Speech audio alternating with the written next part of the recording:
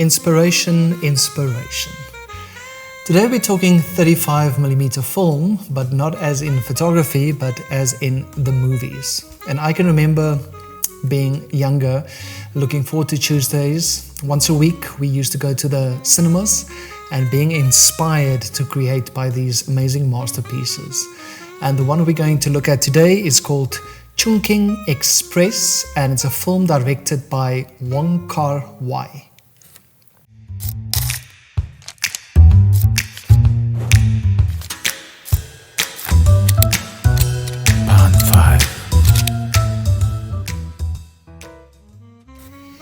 So it's one of those films that stayed with me for a very long time, and I often go back to it if I want to be inspired again.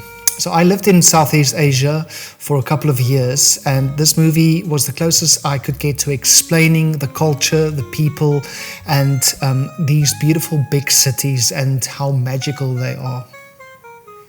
It is not just a movie, it's a true masterpiece born out of limitation. And the director, Wong Kar Wai, is a perfect example of how limitations can lead into incredible art. So let's dive into what makes this film so special, from its crazy backstory to its vibrant style and creative techniques.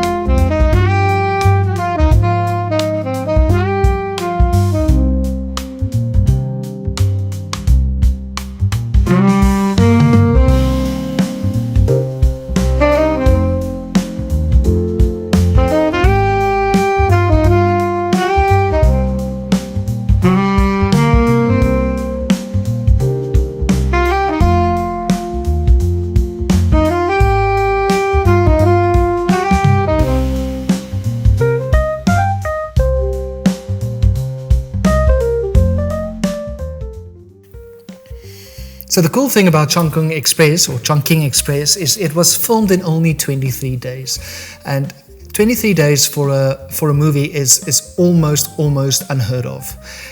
He started it as a side project. He was still working on his bigger movie Ashes of Time, which was a typical Asian blockbuster, and he wanted to take a bit of a break, and he needed some kind of a reset button, so he started this project. And to keep things very real, and because of the low budget, they filmed on the locations around Hong Kong. But this meant that he, as a director, did not necessarily have full control, and they often had to use this guerrilla style of filmmaking to make it work. And this, fortunately, also adds to the magical spontaneity and the energy of this film. So Wong Kar Wai most of the time, he didn't even have a script. He just made it up as he went along. He worked with his longtime companion and amazing cinematographer, Christopher Doyle. So despite of the low budget and the quick production, Chungking Express became a hit worldwide. Its bold visuals, its emotional depth, and its unconventional way of storytelling turned this little piece of work into a cult classic. So the movie is basically split into two separate stories. Story number one is about a heartbroken policeman, and he struggles to find his way after his breakup. He's obsessed over cans of pineapple with an expiration date of the 1st of May. And then one night he meets this mysterious woman in a blonde wig who is also secretly a drug smuggler. And their brief and strange encounter feels like a connection in the chaos of their own lives. So that's story number one. Story number two is another policeman, and that's the parallels between the two policemen. And he's also recovering from a breakup, this time with his flight attendant girlfriend. He starts visiting a snack bar where a quirky server, Faye, secretly falls for him. So instead of telling him how she feels, she sneaks into his apartment to tidy up and add her own personal touches around the apartment. It's slowly transforming his life in the most strangest and unexpected ways. So both these stories explore heartbreak, loneliness, and the fleeting connections they have around them. It's also both of them are set in the vibrant city of Hong Kong, and this just adds to the magic. The movie almost feels like a bit of a dream. The stories are very simple, but the way they are told makes them unforgettable, especially through the visuals. So let's quickly break it down. Firstly, composition. The way Wong Kar Wai uses, or in collaboration obviously with his cinematographer, Christopher Doyle, the movie is shot to highlight the characters, but also to highlight the city as a character.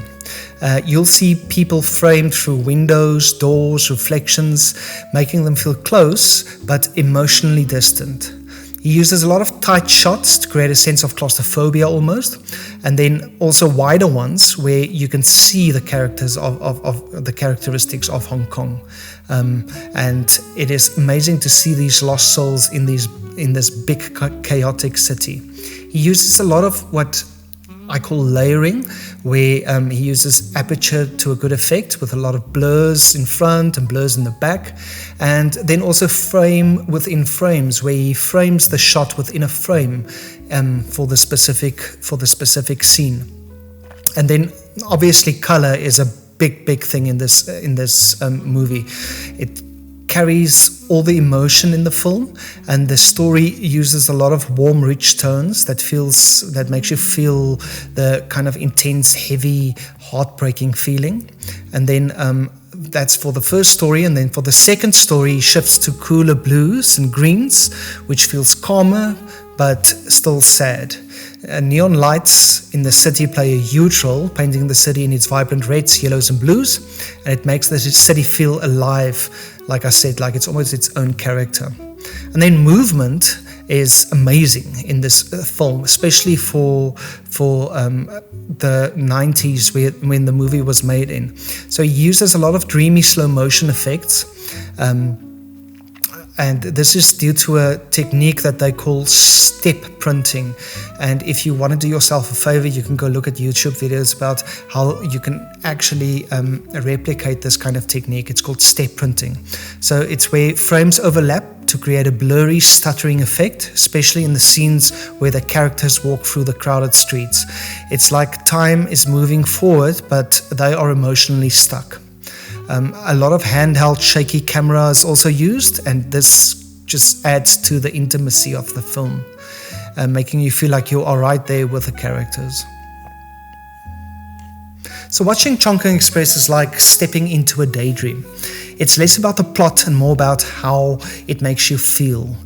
He uses the colors, the sounds, the emotions, and if you haven't seen this, you definitely have to do yourself a favor and go watch this movie.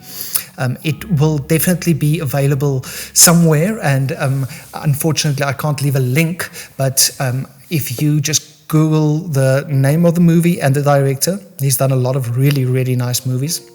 But if you Google this one, I'm sure you can find a way of either buying the film or streaming it somewhere. So I hope you guys will be inspired by this. And to me, just to see how you can get this kind of inspiration and beauty from the ordinary in life and turn these little limitations into something extraordinary. Thank you guys, and I will see you next time.